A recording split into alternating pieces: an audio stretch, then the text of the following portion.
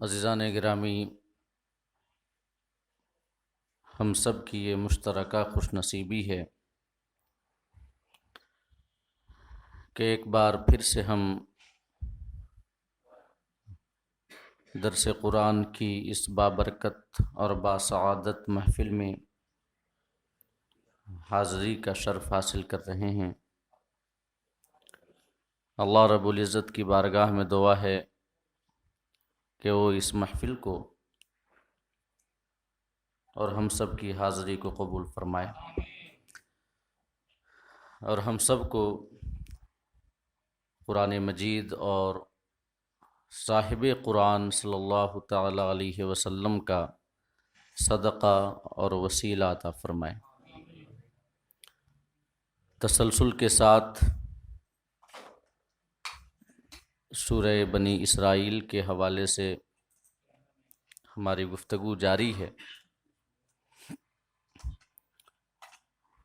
اور اس سورت کی 85 آیات کی روشنی میں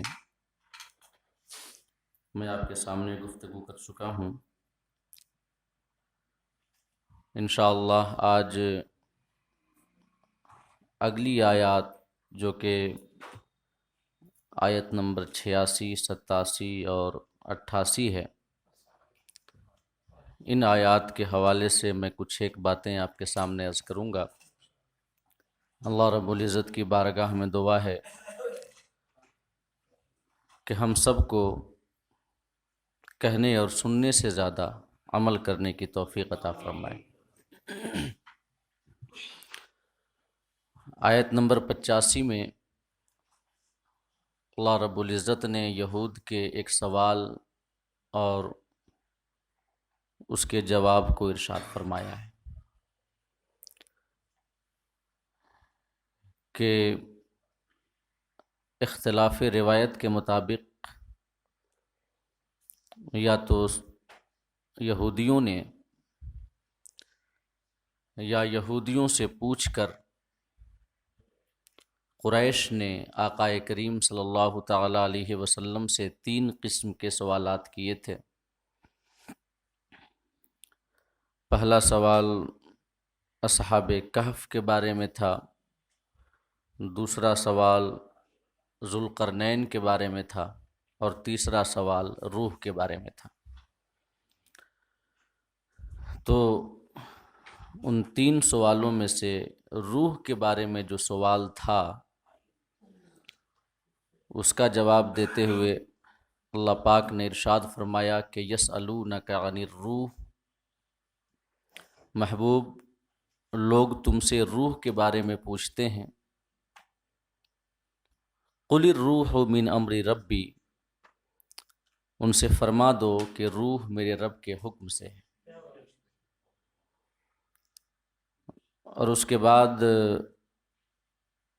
انسانوں کی عقلی اور علمی ضعف کا اور کمزوری کا اللہ پاک نے بیان کیا، اور فرمایا کہ وما اوتیتم من العلم الا قلیلا، کہ تمہیں تھوڑا علم دیا گیا ہے لہٰذا تم روح کی حقیقت کو نہیں سمجھ سکتے۔ روح کے اثرات دیکھتے ہو، نتائج سب کچھ دیکھتے ہو، لیکن تم روح کی حقیقت کو کہ اس کی حقیقت کیا ہے یہ نہیں سمجھ سکتے، کیونکہ انسانوں کا تعلق جو ہے وہ عالم خلق سے ہے، اور روح کا تعلق جو ہے وہ عالم امر سے ہے۔ تو عالم خلق کا کوئی باشندہ عالم امر کو کیسے سمجھ سکتا ہے؟ سوائے اللہ کے فضل اور اس کی رحمت کے، کہ جب اللہ کا فضل اور اس کی رحمت ہو جائے تو پھر جو مغیبات ہیں وہ بھی مشاہدات میں بدل جاتی ہیں۔ تو اللہ پاک نے آیت نمبر 85 میں یہ ارشاد فرمایا تھا کہ تمہیں تھوڑا علم دیا گیا ہے، وما اوتیتم من العلم الا قلیلا۔ تمہارا علم انتہائی تھوڑا ہے۔ اب اس کے بعد آیت نمبر 86 میں اللہ رب العزت اپنی قدرت اور اپنے غلبے کو بیان فرماتا ہے، اور یہ ارشاد فرماتا ہے کہ جو ہم نے تمہیں تھوڑا علم دیا بھی ہے، اگر ہم چاہیں تو اسے بھی تم سے لے لیں، اور تمہارا کوئی حمایتی اور مددگار ہمارے مقابلے میں نہیں ہو پائے گا۔ لہٰذا اللہ پاک ارشاد فرماتا ہے وَلَئِن شِئْنَا لَنَذْهَبَنَّ بِالَّذِي أَوْحَيْنَا إِلَيْكَ۔ یہ ارشاد فرماتا ہے خدا پاک کہ اگر ہم چاہیں تو جو ہم نے تمہاری جانب وحی کی ہے اسے اگر ہم چاہتے تو اسے بھی لے جاتے۔ وَإِن شِئْنَا لَنَذْهَبَنَّ، اگر ہم چاہتے تو جو وحی ہم نے تمہاری طرف کی ہے اور جس کی وجہ سے تمہیں تھوڑا علم ملا ہے، کیونکہ وحی کے ذریعے بھی جو علم ملے، میں نے بتایا تھا کہ پچھلی نشست میں کہ پوری کائنات کا علم خدا کے علم کے آگے اتنی حیثیت بھی نہیں رکھتا جتنی حیثیت سمندر کے سامنے ایک قطرے کی ہوتی ہے۔ تو اللہ پاک فرماتا ہے کہ اگر ہم چاہتے جو تمہارا تھوڑا علم ہے اسے بھی ہم لے جاتے، اسے بھی تم سے ختم کر دیتے۔ ثم لا تجد لک بہ علینا وکیلا، پھر تم کوئی ایسا نہ پاتے جو ہمارے حضور، اللہ فرماتا ہے، ہماری بارگاہ میں تمہاری وکالت کر پاتا اور تمہاری حمایت کر پاتا۔ لا تجدو، کوئی ایسا نہیں پاتے۔ یہ اللہ رب العزت نے اپنی قدرت اور اپنی طاقت اور اپنے غلبے اور اپنی سلطنت کو بیان کیا کہ اگر جو تمہیں ہم نے تھوڑا سا علم بھی دیا ہے وحی کے حوالے سے، اگر چاہیں تو اسے بھی ختم کر دیں۔ اور مگر اللہ رب العزت نے اس کے بعد اپنی رحمت کا تذکرہ کیا اور یہ فرمایا کہ الا رحمتا من ربک۔ اب یہ خطاب جو ہے نا آیت نمبر 87 میں، جو آیت نمبر 86 میں خطاب تھا، وہ ہر سننے والے سے خطاب تھا، ہر سننے والے سے۔ یہ ایسا نہیں ہے کہ آیت نمبر 86 میں جو یہ ارشاد فرمایا گیا کہ اگر ہم چاہیں تو جو وہی ہم نے کی ہے اسے لے جائیں، یہ خطاب ہمارے آقا سے نہیں ہے،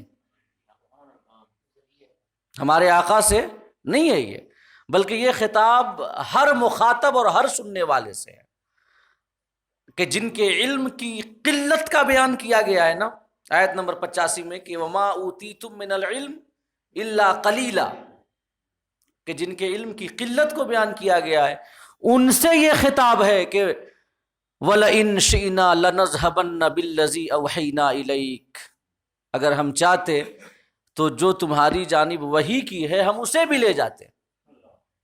تو جن کے علم کی قلت کو اللہ پاک نے آیت نمبر 85 میں بیان کیا، انہی سے خطاب کیا آیت نمبر 86 میں، اور یہ فرمایا کہ اگر ہم چاہیں تو تمہارا تھوڑا علم بھی لے جائیں، کیونکہ ہمارے آقا صلی اللہ تعالی علیہ وسلم کے علم کو اللہ رب العزت نے قرآن مجید میں قلت کے حوالے سے نہیں بیان کیا ہے بلکہ کثرت کے حوالے سے بیان کیا ہے۔ یہ تو ان سے کہا گیا نا کہ جو سوال کر رہے تھے کہ تمہیں تھوڑا علم دیا گیا، یہ ان سے خطاب ہے، لیکن ہمارے آقا سے کیا خطاب ہوا ہے؟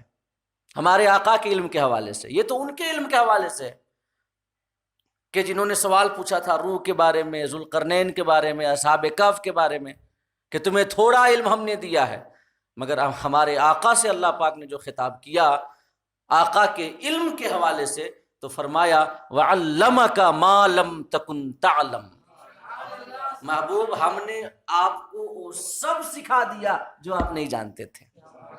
تو بتائیں اس میں ہمارے آقا کے علم کی قلت کو بیان کیا گیا ہے کہ کثرت کو بیان کیا گیا؟ تو یہ کوئی یہ نہ سمجھے کہ یہ ہمارے نبی سے فرمایا گیا کہ اگر ہم چاہیں تو جو وہی آپ کی جانب کی ہے اس کو لے جائیں، نہیں، بلکہ جن کے علم کی قلت کو بیان کیا اللہ پاک ان سے فرماتا ہے کہ اگر ہم چاہیں تو جو ہم نے تمہیں قلیل علم دیا ہے نا اسے بھی ختم کر دیں، اور پھر تم ہماری بارگاہ میں کوئی اپنا حمایتی نہیں پاؤ گے، کوئی اپنی وکالت کرنے والا نہیں پاؤ گے کہ جو ہماری بارگاہ میں وکالت کر کے اور تمہیں پھر وہ علم واپس دلوا دیتا۔ تو آیت نمبر 86 میں ہر مخاطب سے یہ بیان ہے کہ جن کے علم کی قلت کو بیان ہوا ہے۔ اب آیت نمبر 87 میں اللہ رب العزت اپنے حبیب سے خطاب کرتا ہے، اپنے حبیب صلی اللہ تعالی علیہ وسلم سے، اور ارشاد فرماتا ہے کہ الا رحمتا من ربک، لیکن محبوب یہ آپ کے رب کی رحمت ہے کہ جو ہم نے علم دیا ہے انہیں، اس علم کو ہم ختم نہیں کرتے اور لے نہیں جاتے، یہ آپ کے رب کی رحمت ہے۔ من ربک، آپ کا رب، اللہ پاک تو کائنات کا رب ہے، الحمدللہ رب العالمین، اللہ ساری جہان کا رب ہے، پوری دنیا کا رب ہے، لیکن اللہ پاک نے یہاں فرمایا کہ الا رحمتا من ربک، آپ کے رب کی یہ رحمت ہے۔ میں عرض کرنا چاہوں گا کہ اس میں ہمارے آقا صلی اللہ تعالی علیہ وسلم کی شان عبدیت اور شان بندگی کو بیان کیا گیا ہے کہ ہمارے آقا اللہ کے اتنے عظیم بندے ہیں، اور آقا کی عبدیت اتنی کامل عبدیت ہے کہ اللہ پاک اپنی ربوبیت کی اضافت اپنے حبیب کی جانب کر رہا ہے کہ آپ کے رب کی رحمت ہے۔ اس میں ہمارے آقا کی شان بندگی ہے۔ اور اس کے بعد اللہ رب العزت نے آگے ارشاد فرمایا کہ محبوب یہ آپ کے رب کی رحمت ہے کہ ہم جو وہی ہے اسے ختم نہیں کرتے، لے نہیں جاتے، اور فقط آگے اللہ فرماتا ہے کہ آپ کے اوپر جو میری رحمت ہے خالی یہیں تک منحصر نہیں ہے کہ آپ کی وجہ سے ہم جو قرآن ہے اسے ختم نہیں کرتے، اسے نہیں لے جاتے، بلکہ آپ کے اوپر جو ہمارا فضل ہے اور رحمت ہے وہ تو کثیر ہے اور بے پایہ ہے۔ ان فضلہ کان علیک کبیرا، آگے اللہ پاک نے فرمایا کہ آپ کے اوپر اے حبیب اللہ کا فضل بہت بڑا ہے۔ ایک تو وہ رحمت کہ قرآن کو نہیں لے جاتا آپ کے صدقے میں، آپ کے صدقے میں نہیں لے جاتا، ورنہ قیامت کے دن تو ایسا ہوگا۔ قیامت سے پہلے حضرت حذیفہ بن یمان رضی اللہ تعالیٰ عنہ سے مروی ہے، حضرت عبداللہ بن مسعود رضی اللہ تعالیٰ عنہ سے مروی ہے، کئی ایک صحابہ سے مروی ہے کہ کل قیامت کے روز، بلکہ قیامت سے پہلے جب قیامت قریب ہوگی تو ایک وقت ایسا آئے گا کہ صبح کے وقت لوگ اٹھیں گے، صبح کے وقت لوگ اٹھیں گے اور انہیں قرآن سے کچھ یاد نہیں ہوگا، ان کے قلوب سے، ان کے دل سے قرآن ختم ہو چکا ہوگا۔ اب جب لوگ یہ سوچیں گے اور پھر دیکھیں گے کہ ہمیں یہ قرآن میں سے کچھ یاد کیوں نہیں ہے، تو پھر بھاگتے بھاگتے جائیں گے مصحف کی جانب، جو قرآن مجید ہے اس کی جانب، اسے کھولیں گے تو دیکھیں گے کہ وہاں بھی خالی یہ سفید سفید صفحات ہوں گے، اور وہاں پر بھی قرآن مجید کی کوئی آیت موجود نہیں ہوگی، کوئی آیت موجود نہیں۔ یہ قرآن مجید کو اللہ پاک مصاحف سے بھی اٹھا لے گا اور لوگوں کے دلوں سے بھی اٹھا لے گا۔ حضرت حذیفہ بن یمان یہ ارشاد فرماتے ہیں، تو کسی نے پوچھا کہ قرآن کیسے اٹھا لیا جائے گا؟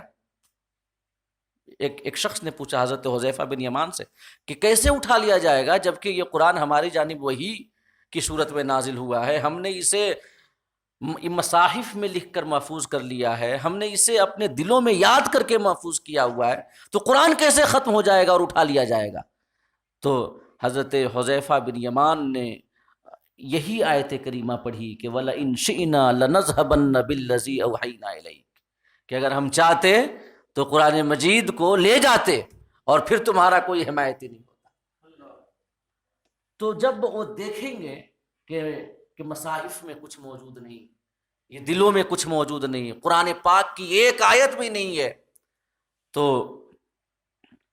جو ان میں سے بڑے بوڑھے ہوں گے تو اس وقت ان کا حال یہ ہوگا کہ نہ تو انہیں نماز یاد ہوگی، نہ تو زکوٰۃ یاد ہوگی، نہ تو روزہ، نہ تو حج، نہ تو کوئی اعمال صالحہ کسی کی یاد نہیں ہوگی انہیں۔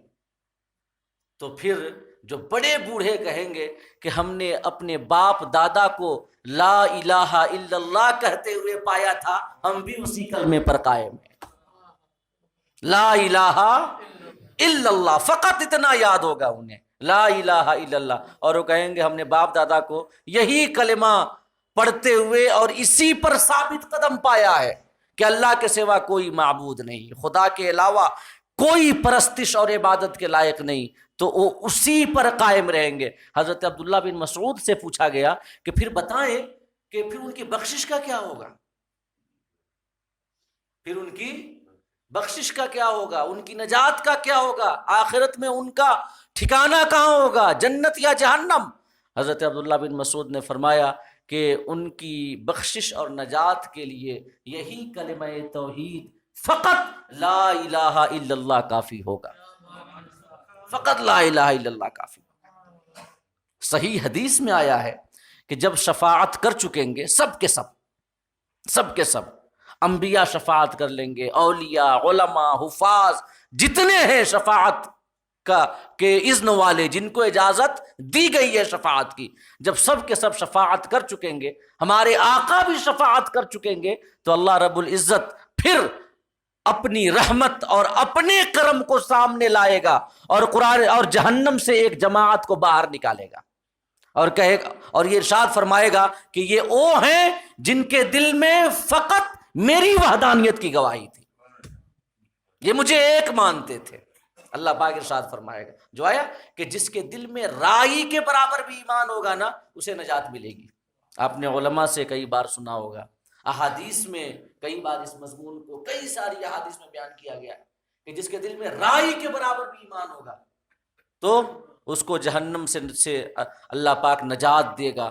تو یہ وہی لوگ ہوں گے کہ جو کہ سب کچھ بھول چکے ہوں گے، ان کو نہ تو رسالت کا پتہ ہوگا، نہ تو نماز، نہ تو روزہ، کسی کا نہیں۔ قرآن جو ہے مصاحف سے اٹھا لیا جائے گا، دلوں سے اٹھا لیا جائے گا، اور وہ فقط لا الہ الا اللہ کے کلمے پر باقی ہوں گے، صرف خدا کی عبادت کرتے ہوں گے۔ اور عبادت سے مراد یہ نہیں کہ وہ کسی مخصوص انداز میں جو ہم لوگ کرتے ہیں اس طریقے سے، کیونکہ یہ پورا طریقہ بھول چکے ہوں گے۔ فقط وہ یہ سمجھیں گے کہ عبادت کے لائق صرف اللہ ہے اور کوئی نہیں۔ تو یہی وہ لوگ ہیں جن کو اللہ پاک یہ نکالے گا جہنم سے اور فرمائے گا کہ یہ وہ ہیں جن کے دل میں میری وحدانیت تھی، یہ میرے ایک ہونے کی گواہی دیتے تھے۔ اسی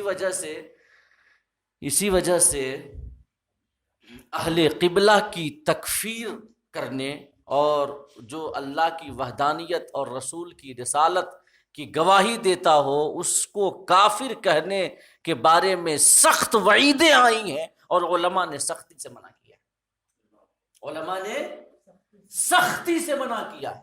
اگر کوئی کلمہ پڑھتا ہے، خدا، رسول، آخرت کو مانتا ہے، تو اس کے یہ بظاہر اعمال کتنے بھی شنی کیوں نہ ہو، جب تک ضروریات دین کا انکار اس سے ثابت نہ ہو جائے، جب تک، اور وہ بھی بالکل روز روشن کی طرح کہ اس نے کسی نہ کسی ضروریات دین میں سے امر ضروری کا انکار کیا ہے، تب تک اس کی تکفیر نہیں کی جائے گی، نہیں کی جائے گی۔ آج جو جماعتیں جو یہ ہیں جو گستاخ ہیں اور جنہوں نے آقا کریم صلی اللہ تعالی علیہ وسلم کی شان میں گستاخیاں کی ہیں، تو ان جماعتوں میں سے شخصی تکفیر تو فقط 4 ہی پر ہے نا، نام لے کر کے نامزد تکفیر تو فقط 4 ہی پر ہے، باقی ایسا نہیں ہے کہ وہ پوری کی پوری جماعت کافر ہے، معاذ اللہ، 100 بار معاذ اللہ، نہیں، ایسا ہرگز نہیں ہے۔ جب تک کسی شخص سے نبی کی گستاخی بالکل سامنے کوئی سن نہ لے، تب تک اس پر کفر کا حکم نہیں لگایا جا سکتا، سمجھ رہے ہیں؟ میں زیادہ وضاحت نہیں کر سکتا، وقت کی بھی کمی ہے اور یہ دوسرا مضمون بھی ہے، لیکن اتنا سمجھ لیں کہ ابھی قادیانی ایک جماعت ایسی ہے جس میں سے ایک ایک فرد کی تکفیر ہے، محض قادیانی، اس لیے ختم نبوت کا انکار ہے۔ سب کے سب یہ مرزا غلام احمد قادیانی کو اللہ کا نبی مانتے ہیں، اور ختم نبوت اجماعی، یقینی اور ضروری عقیدہ ہے۔ تو قادیانی ایک ایسا یہ فرقہ ہے، اس کو فرقہ کاہے ہم گنیں گے، وہ تو ختم ہی ہے، جن میں سے ایک ایک فرد کی تکفیر ہے۔ باقی جو اور ساری جماعتیں ہیں ان میں سے 4 کے علاوہ، جو عام طور سے آپ جانتے ہیں، ان کے 4 میں سے علاوہ کسی اور کی شخصی تکفیر نہیں کی جائے گی، کسی اور کی شخصی تکفیر نہیں کی جائے گی جب تک یہ نہ پتہ چل جائے اور روزے روشن کی طرح دلائل سے ثابت نہ ہو جائے کہ ہاں یہ بھی گستاخی کرتا ہے۔ اور کیا وہ ایسی دن رات صبح شام خالی گستاخی کرتے رہتے ہیں سب کے سب؟ ایسا تو نہیں ہے۔ اگر ان سے بھی پوچھا جائے کہ جو نبی کی شان میں گستاخی کرے اس کا کیا حکم ہے، وہ بھی یہی کہیں گے کہ وہ کافر ہے، وہ بھی یہی کہیں گے کہ وہ کافر ہے۔ تو ایک ایک فرد کی تکفیر نہیں ہے، محض 4 کی ہے، اور ان 4 کی کفریات پر مطلع ہو کر، ان کی گستاخیوں پر مطلع ہو کر، جو ان کو اپنا مقتدا، پیشوا، امام، اللہ والا، ولی کامل سمجھے، اس کی بھی تکفیر کی جائے گی، اس کی بھی تکفیر، جانتے ہوئے کہ اس نے گستاخی کی ہے، اور مانتے ہوئے بھی کہ وہ گستاخی ہے، جانتے ہوئے بھی اور مانتے ہوئے بھی۔ اور اگر کوئی یہ کہے کہ نہیں انہوں نے نہیں کی ہے، تم لوگ جو ہے الزام لگاتے ہو، دشمنی نکالتے ہو، تو کیا اس کی تکفیر کی جائے گی؟ نہیں کی جائے گی۔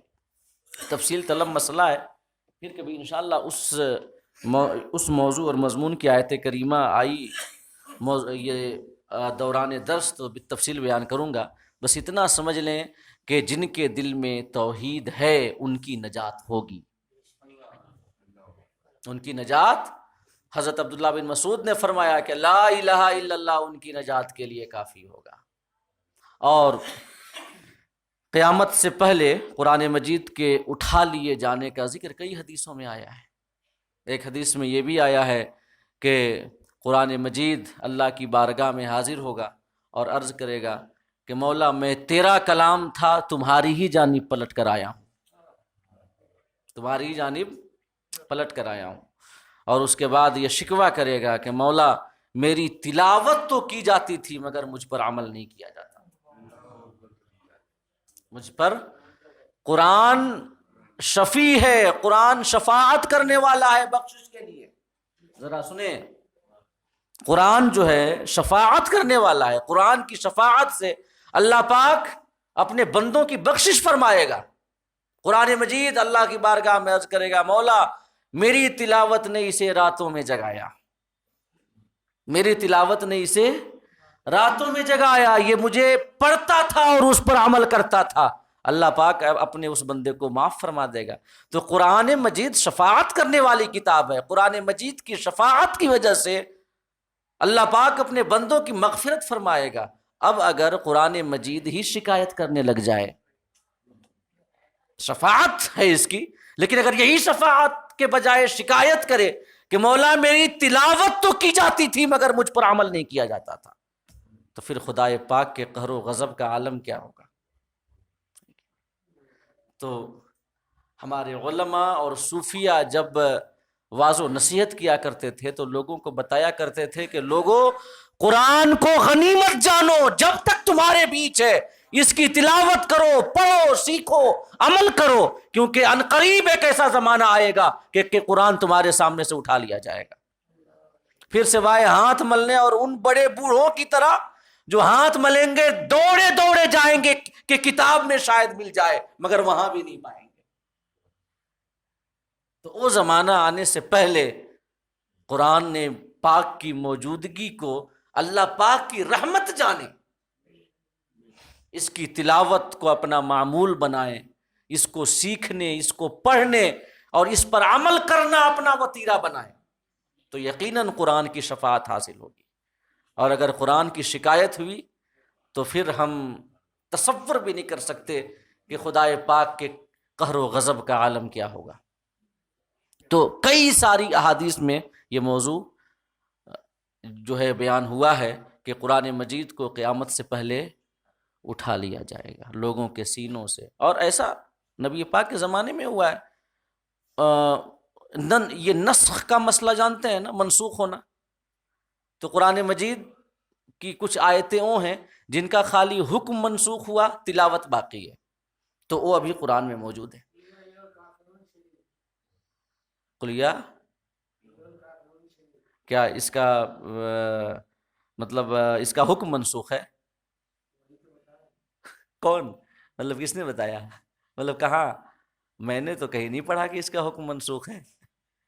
قل یا ایھا الکافرون، اس میں کفار سے اظہار برات کا بیان ہے، اور یہ ہے کہ تم اپنے دین پہ عمل کرو، ہم اپنے دین پہ عمل کریں گے۔ میں ان کی عبادت نہیں کرتا جن کی تم عبادت کرتے ہو، تم اس کی عبادت نہیں کرتے جن کی میں عبادت کرتا ہوں، لہذا تمہارے لیے تمہارا دین ہے، ہمارے لیے ہمارا دین ہے۔ تو اس کا حکم کہاں منسوخ ہے؟ وہ تو آج بھی یہی ہے۔ ہاں ہاں،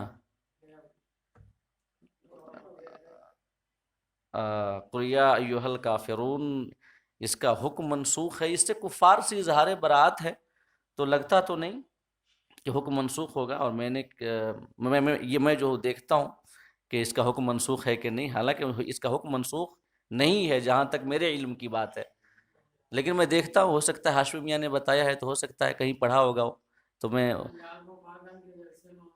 ہاں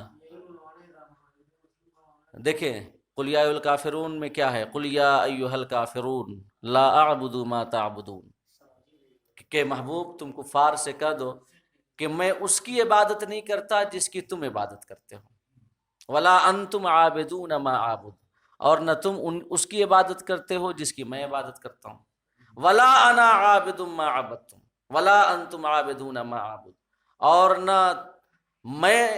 نہ تم ان کی عبادت کرتے ہو جن کی میں عبادت کرتا ہوں، نہ میں ان کی عبادت کرتا ہوں جن کی تم عبادت کرتے ہو۔ یہی مضمون یہ پوری صورت میں بیان کیا گیا، اور بعد میں فرمایا اخیر میں لکم دینکم ولی دین، تمہارے لیے تمہارا دین ہے، میرے لیے میرا دین ہے۔ تو یہ حکم تو آج بھی باقی ہے کہ تمہارے لیے تمہارا دین ہے، میرے لیے میرا دین ہے، کوئی گڑمٹ تو ہے نہیں، یہ تو حق واضح ہو چکا ہے۔ اس میں حقانیت کی وضاحت کو بیان کیا گیا ہے کہ ہم اپنے دین پہ ہیں، تم اپنے دین پہ ہو۔ اب اگر ہاشمی میاں نے بتایا یہ تو دیکھا جائے گا، دیکھتے ہیں کسی، اچھا ہو سکتا ہے تو کہ کسی کتاب میں انہوں نے پڑھی ہوگی، ہم دیکھتے ہیں، ہم نے تو نہیں پڑھا آج تک، تو جب تک نہیں پڑھا میں کیسے بتا دوں کہ اس کا حکم منسوخ ہے؟ جب پڑھیں گے تبھی تو بتائیں گے۔ تو خیر قرآن مجید کی کچھ آیات وہ ہیں جن کا حکم منسوخ ہے، تلاوت باقی ہے، اور کچھ آیات وہ ہیں جن کا حکم بھی منسوخ ہے اور یہ تلاوت بھی منسوخ ہے۔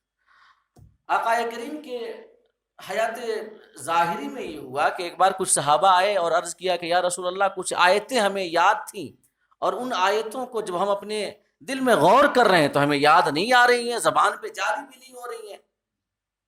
تو آقا کریم نے فرمایا کہ ان آیتوں کا حکم بھی منسوخ ہو گیا اور ان کی تلاوت بھی منسوخ ہو گئی، تو وہ آیتیں اٹھا لی گئی کیونکہ ان کی تلاوت منسوخ ہو گئی تھی۔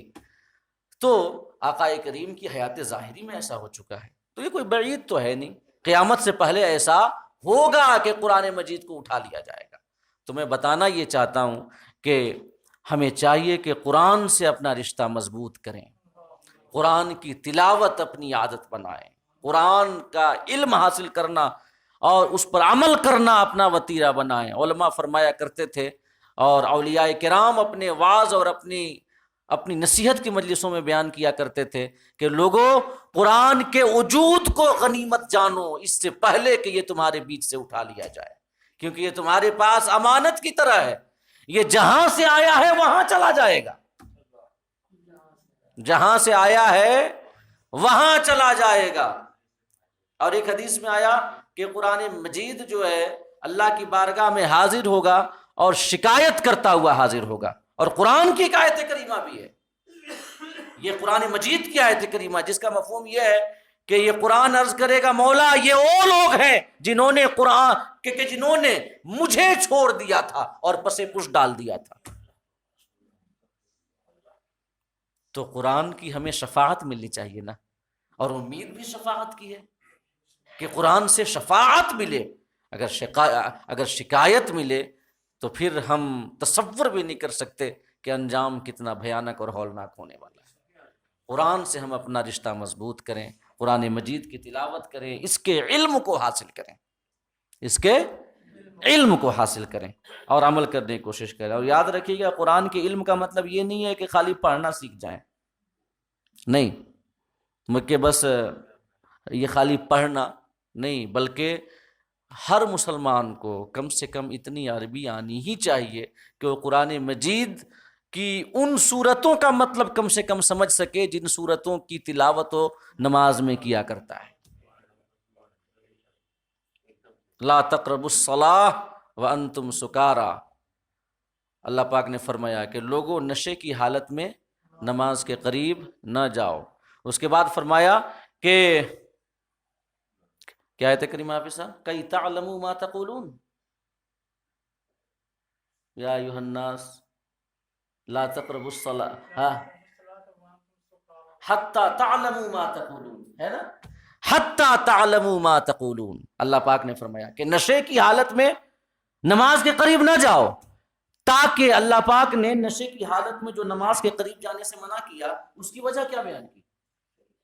حتی تعلموا ما تقولون، تاکہ تم نماز میں جن آیتوں اور سورتوں کی تلاوت کرتے ہو انہیں سمجھ سکو کہ تم کیا پڑھ رہے ہو، انہیں سمجھ سکو تم کہ کیا پڑھ رہے ہو. اس لیے کہ آدمی جب نشے کے عالم میں رہے گا تو منہ سے کیا نکلتا ہے، اس کے کیا بکواس کرتا ہے اسے تو کچھ سمجھ میں نہیں آتا نا. یہ اسے تو اس بات کی پرواہ ہی نہیں ہوتی کہ اس کی زبان کتنی چل رہی ہے، کتنی باتیں اور کتنے بکواسات وہ کر رہا ہے. تو اللہ پاک نے فرمایا کہ حتی تعلموا ما تقولون، نماز میں جانے سے پہلے ہرگز نشہ نہ کرو کہ تاکہ نماز میں جو آیتیں تم پڑھتے ہو، جو سورتیں پڑھتے ہو، ان کو سمجھ تو سکو کہ کیا پڑھ رہے ہو. تو اس سے سمجھ میں آیا کہ مقصود یہی ہے کہ نماز میں جو تلاوتیں ہم کرتے ہیں ان کے معنی اور مفہوم کو سمجھیں، کہ جب سورہ فاتحہ پڑھیں تو اس کے معنی اور مفہوم کو سمجھیں. اہدنا الصراط المستقیم صراط الذین انعمت علیہم غیر المغضوب علیہم ولا الضالین آمین. دعا ہے. اب اگر کوئی اس کا مطلب ہی نہ سمجھے کہ ہم کیا دعا مانگ رہے ہیں تو کیا یہ دعا ہے؟ دعا تو وہ ہوتی ہے نا کہ جس دعا کو مطلب دعا کا مطلب مانگنا. اب مانگنے والا ہی نہیں جانے گا کہ ہم کیا مانگ رہے ہیں تو وہ کیا مانگے گا، وہ تو بس ایک فارمیلٹی ادا کر رہا ہے، رسم ادا کر رہا ہے. آپ جو ہے ہر نماز کے اخیر میں دعائے معصورہ پڑھتے ہیں، دعائے اللہم اغفر لی ولی والدی، سب کو یاد ہے نا.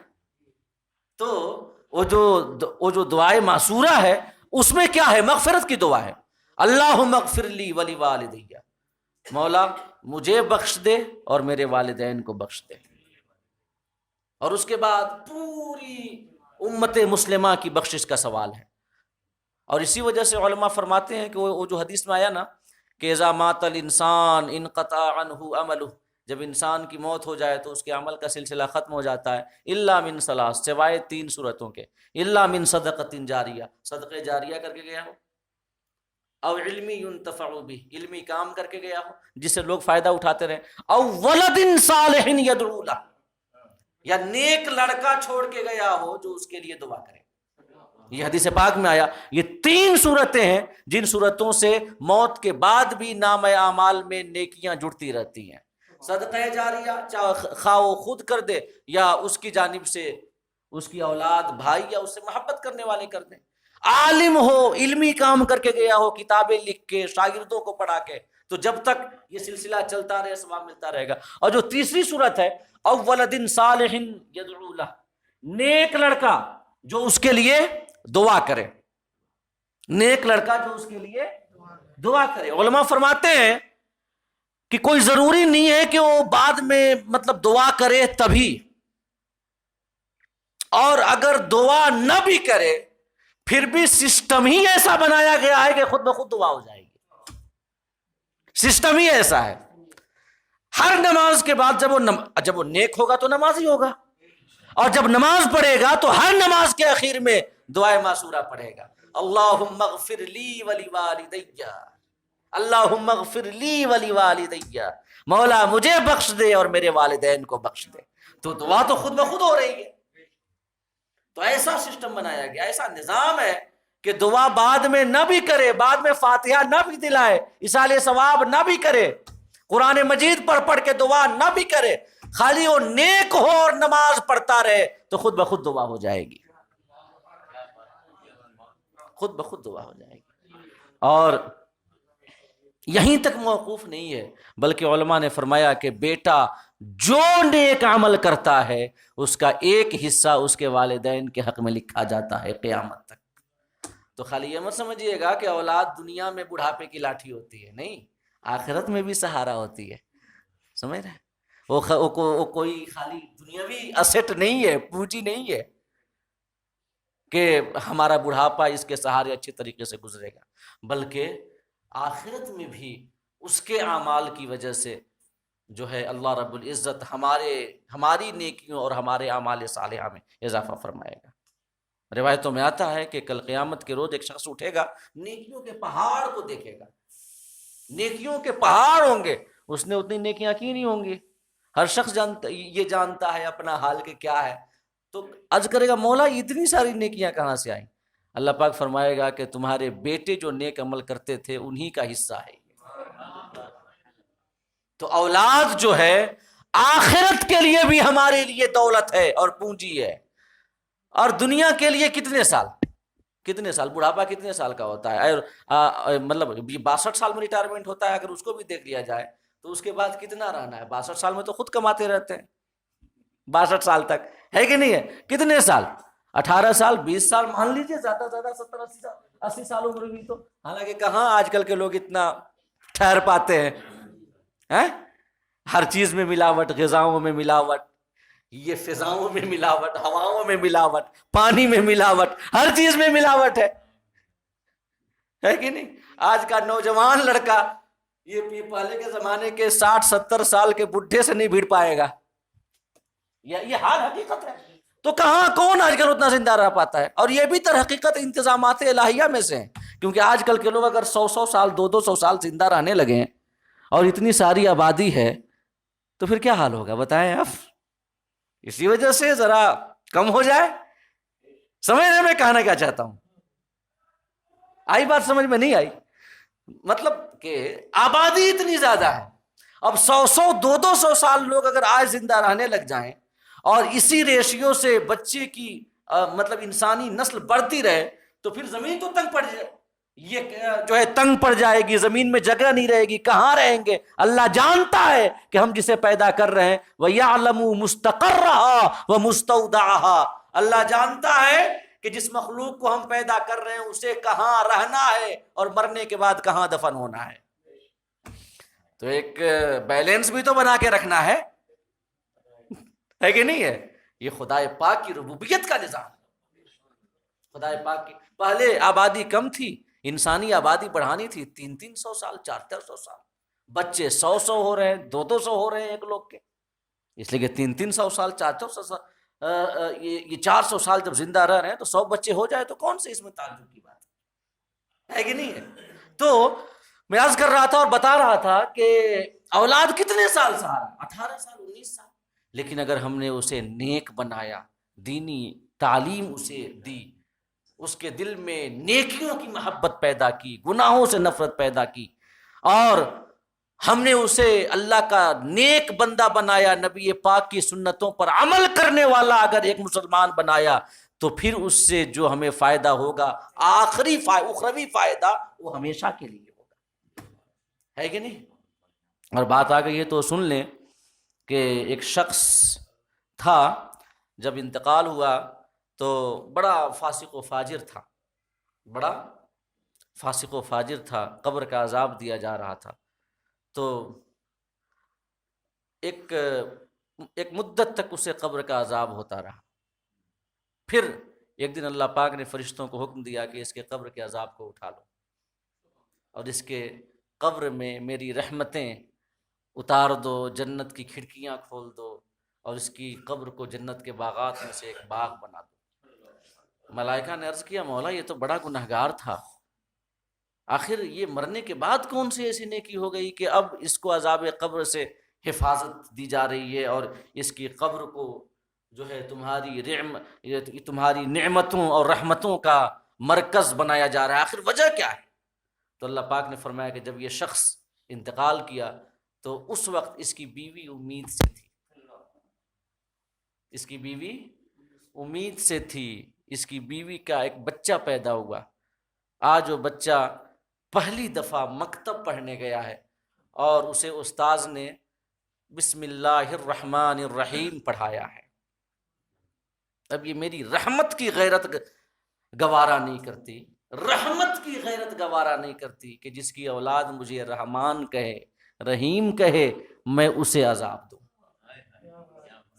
میری رحمت کی غیرت یہ گوارا نہیں کرتی کہ جس کی اولاد میری رحمت کا گنگان کر رہا ہے، توتلی زبانوں سے وہ ہماری رحمت اور ہماری مہربانی کے تذکرے کر رہا ہے، بسم اللہ الرحمن الرحیم پڑھ رہا ہے، میں اسے عذاب دوں؟ نہیں، میری رحمت کو یہ پسند نہیں ہے، میری رحمت کی غیرت کو یہ گوارا نہیں ہے، لہٰذا اس کو عذاب قبر سے محفوظ کر دو، اس کی قبر کو جنت کے باغات میں سے ایک باغ بنا دو. تو میں بتانا یہ چاہتا ہوں کہ اولاد کو سب کچھ بنائیں لیکن اللہ کا نیک بندہ ضرور بنائیں. سب کچھ بنائیں، سب کی اجازت ہے، اسلام منع نہیں کرتا، لیکن ایک سچا مسلمان ضرور بنائیں، خدا کے احکام پہ عمل کرنے والا مسلمان ضرور بنائیں. اور ولدن صالح یدعو لہ. تو میں کیا عرض کر رہا تھا؟ ایک بار درود پاک پڑھ لیجیے. اللہم صلی علی سیدنا و مولانا محمد بن عدن الجود والکرم وعلی آلہ الکرام وبارک وسلم. تو اللہ پاک نے فرمایا کہ یہ قرآن مجید، یہ میں عرض کر رہا تھا کہ قرآن مجید جو ہمارے پاس موجود ہے خدا کی رحمت کی شکل میں، ہمارے لیے قلوب اور جسم کی بیماریوں کی شفا کی شکل میں جو ہمارے پاس موجود ہے، تو ہم اسے غنیمت جانیں، اس کی تلاوت کریں اور اس کے ساتھ اپنا رشتہ مضبوط کریں.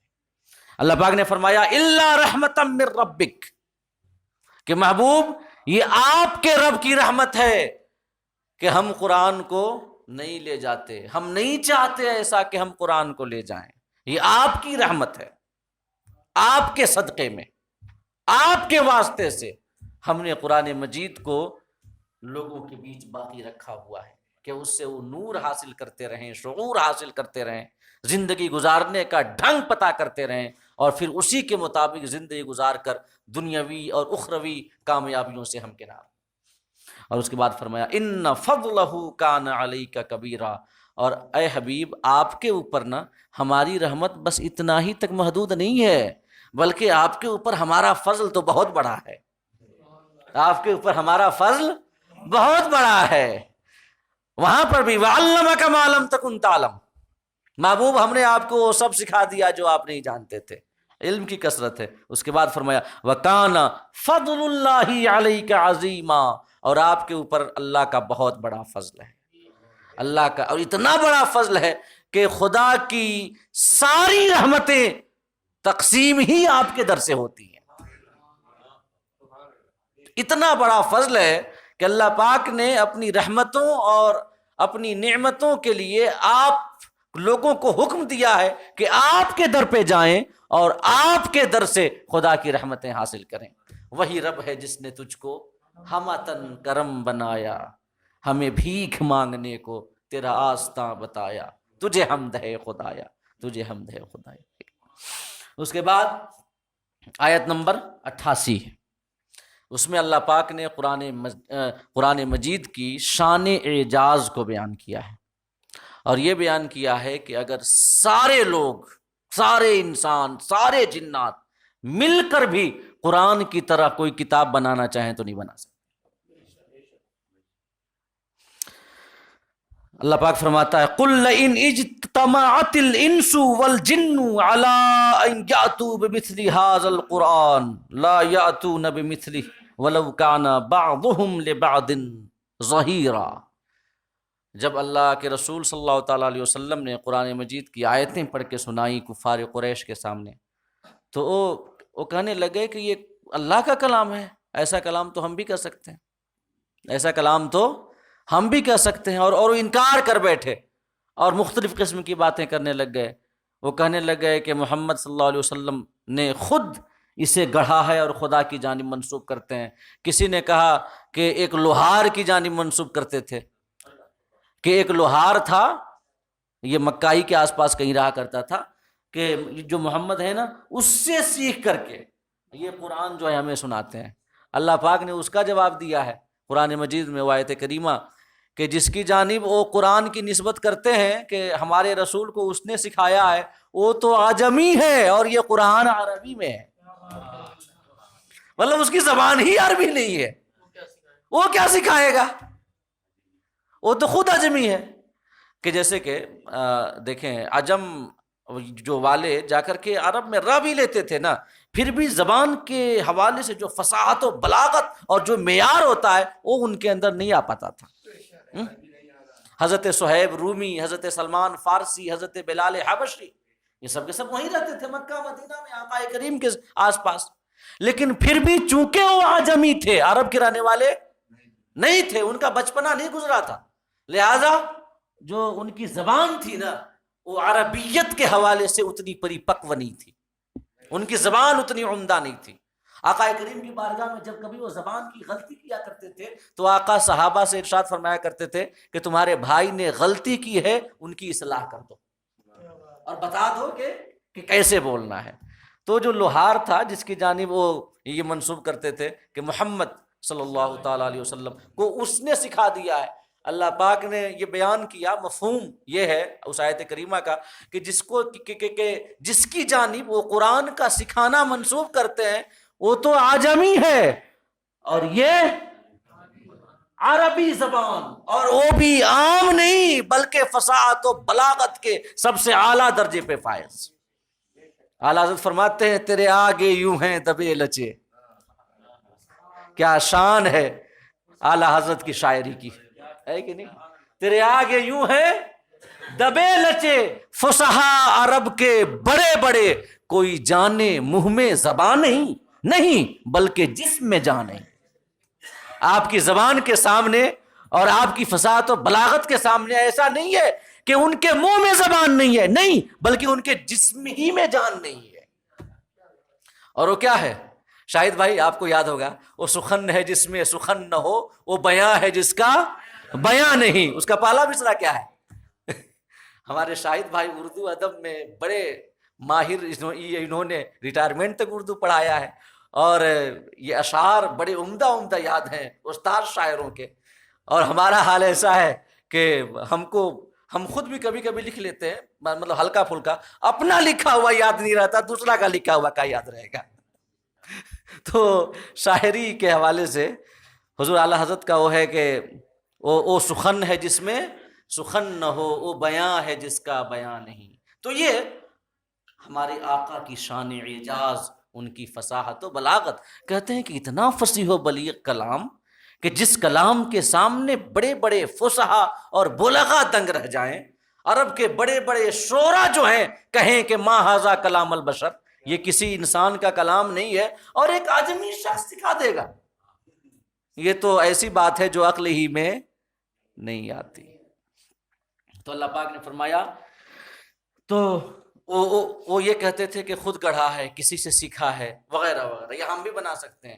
اللہ پاک نے بیان کیا نہیں، قل لئن اجتمعت الانس والجن علی ان یأتوا بمثل ھذا القرآن لا یأتون بمثلہ ولو کان بعضهم لبعض ظہیرا، کہ محبوب کہہ دو، تم کہتے ہو کہ ہم بھی بنا لیں گے، تم تو خالی یہاں ہو، مطلب مکہ کے رہنے والے قریش ہو، پوری روئی زمین پہ رہنے والی انسانیت اور جتنے جنات ہیں، عقل مند تو عقل والے تو دو ہی ہیں، انسان اور جنات، جن کو مکلف بنایا گیا ہے، جن کو مکلف بنایا گیا ہے. اللہ پاک فرماتا ہے کہ محبوب فرما دو کہ تم تو تھوڑے سے ہو، تمام انسان، تمام جنات سب کے سب مل جائیں اور ایک دوسرے کی مدد بھی کریں اور چاہیں کہ اس قرآن کی طرح کوئی کتاب بنا کر لے آئیں تو نہیں لا سکتے، نہیں لا سکتے. وَلَوْ كَانَ بَعْضُهُمْ لِبَعْضٍ ظَهِيرًا، اگرچہ وہ ایک دوسرے کے مددگار ہو جائیں. کیونکہ جیسے شاعر لوگ ایک دوسرے کے مددگار ہوتے ہیں،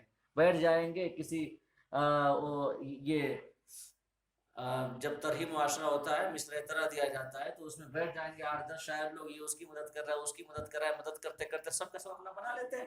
تو کہا کہ اگر سب ایک دوسرے کی مدد کرنے لگ جائیں نا، سارے انسان مل کر، سارے جنات مل کر، پھر بھی وہ اس قرآن کی طرح کوئی کتاب نہیں بنا سکتے.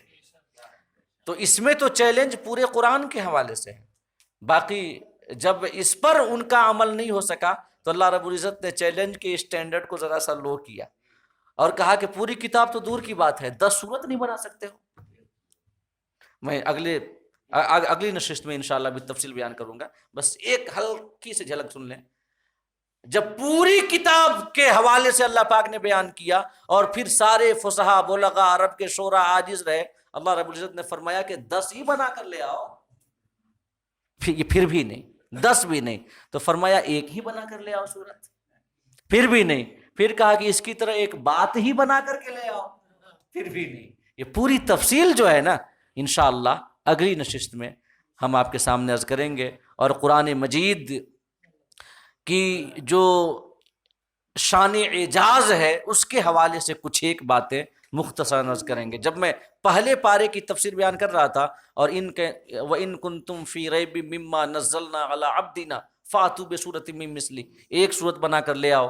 تو اس وقت میں نے پوری تفصیل سے عرض کیا تھا، لیکن تقریباً 3 سال سے زیادہ ہو چکے ہیں، کچھ نئے لوگ بھی آ چکے ہیں. تو میں چاہتا ہوں کہ قرآن مجید کی جو شان اعجاز ہے اس کے حوالے سے بھی اگلی نشست میں کچھ ایک باتیں آپ کے سامنے ضرور عرض کروں گا. اللہ پاک ہم سب کو کہنے اور سننے سے زیادہ عمل کرنے کی توفیق عطا فرمائے، اور ہم سب کے دلوں میں قرآن مجید اور صاحب قرآن کی محبت پیدا فرمائے، اور قرآن کے احکام اور نبی کریم کی سیرت پر عمل کر کے ہمارے ظاہر کو پاکیزہ اور ستھرا بنانے کی ہمیں توفیق عطا فرمائے. آمین. وآخر دعوانا ان الحمد للہ رب العالمین.